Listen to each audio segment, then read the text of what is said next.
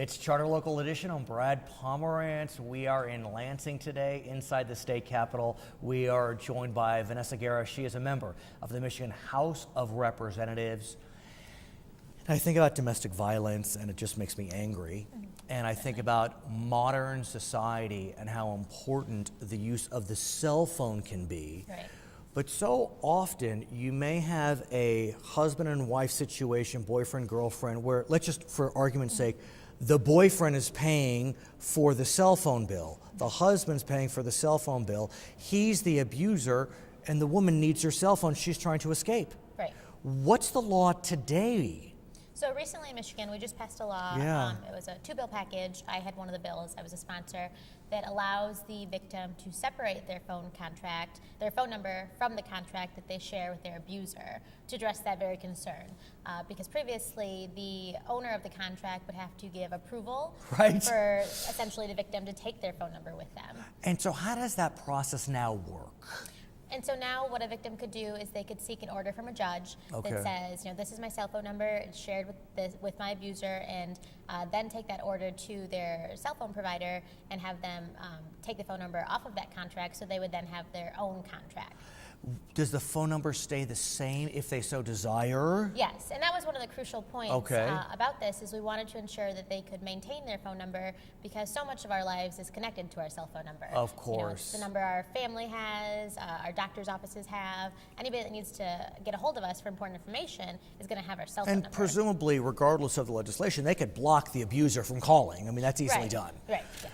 What about the financial responsibility? Does the abuser or the purported abuser maintain the obligation?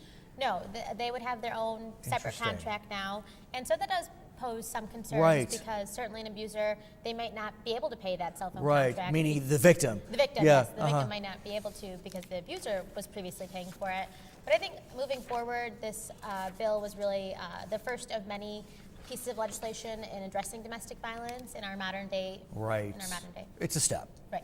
I want to talk about what's happening in the area of pensions. As we walk into the Capitol today, there are protests over the question of pensions. Events are moving quickly, so we don't know what's going to happen. But let's talk broadly about it, because we don't know what the ultimate bill will be, if any. Right. There's always a question of the obligation of a public employer to pay retiree health care. And that's really what we're focused on now. Right. Explain that for us, Vanessa. Yeah, I think there are a lot of reasons why pensions are important, and two of the reasons I've been focusing on, one is when we look at our public school teachers, they're generally, and at least in my lifetime, have not been paid the salary that they should be paid for the work that they do. And so school teachers, when we look to attract them, they could at least say, well, the pay is okay, but what's really nice about this job are these retirement benefits that come with it. And that was an attractive part of that profession. And the reality is that has always been an incentive to come into public service. Look, there's the noble reason. But look, when you look at the private sector versus the public sector, as a general proposition, private sector may pay a bit more. It may be evening out, but a bit more. But the benefits of public employment have always been very positive, both healthcare currently and then when you should retire. But look, you know as well as I, the challenge becomes that the obligations are weighing down public budgets. And so we're trying to figure out a way, how do we address it? I mean, the unfunded liability for retiree health care is dramatic. It's undeniable. Right. And particularly, again, when it comes to our public school teachers, we did make reforms a few years ago, and those reforms are working. We don't have, in the new hybrid system that exists for pensioners, there is no unfunded liability. And so to come back and say we need more reforms when we've already addressed the problem and it's working doesn't make sense right now. So what we're looking at, and again, events are moving quickly, but there is a move afoot to prevent new hires, be it county employees, city employees, teachers, from obtaining any retiree health care benefit in favor of, I guess, a contribution. So help me through that challenge. Yeah, the argument is that there are counties, not all counties though, have unfunded liabilities, and so that's another issue, is applying this, statewide approach when every county is in a different position. And a lot of it comes down to the county making it a priority to pay those. And for so many years, perhaps they didn't, and so that's how these unfunded liabilities accrued. But additionally, the state certainly plays a role in that because of revenue sharing, and so counties couldn't afford to make it a priority, and it all comes back to the state not giving back to our counties and municipalities the money that they earn from revenue sharing. But why, by definition, in your mind, is taking away the defined benefit in favor of the contribution problematic? I think that, again, it's coming back to security. And so with a defined benefit, you're much more secure in ensuring that you're going to receive that down the road. Whereas with, for example, 401ks, it's largely based on the market, and that makes it more difficult for someone to want to, invest in that. And so would the contribution go into a 401k that could be spent as one chooses, or would it be dedicated to health care? I think to be determined? Right, yes. And so there's a lot of discussions about, because there are separate bills, and so there are those that are actually attacking the retirement itself, but then those that are also attacking the healthcare retirees, which are kind of separate issues that they're both looking at. In the background, we have an incoming federal administration that is looking at healthcare overall. Right. Of course, there's the question of the Affordable Care Act, Obamacare, but that doesn't impact retirees per se. But we are looking at the possibility that Medicare could be completely revamped in favor of not a defined benefit, but a contribution.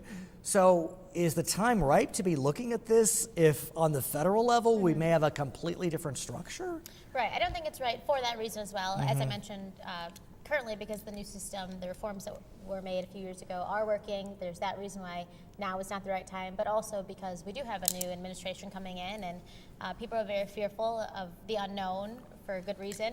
And so I think we need to look at what exactly the president-elect plans to do. And can we talk about health care generally on the Affordable Care Act side? Is that okay?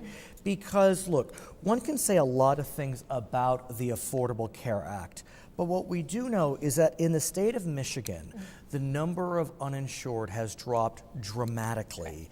From the 18 to 64 group, the number dropped from 27% uninsured to about 8.5%, both through healthcare.gov and the expansion, the Medicaid expansion. So what's Michigan doing in preparation for an apparent repeal or rejiggering of the Affordable Care Act? That is honestly the hardest part, is we don't know what's going to happen.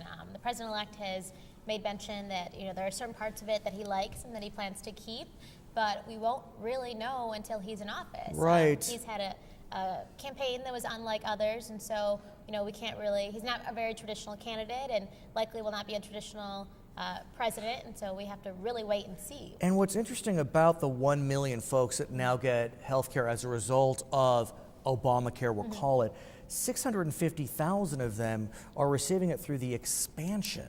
Yes. And the expansion is funded almost exclusively by the federal government. If that goes away, does Michigan pick up the balance? Right. Don't know. Right, we don't know, and that's a huge concern. I mean, I was at my car dealership Sure. not that long ago getting an oil change, and a constituent asked me, what's going to happen? I'm so fearful of whether or not I'm going to have health insurance in the coming year, and I didn't have a lot to offer her because we don't have answers yet. Her name is Vanessa Guerra. She is a member of the Michigan House of Representatives. My name is Brad Pomerance, coming to you from Lansing, the state capital of Michigan. This is Charter Local Edition. Yeah, it's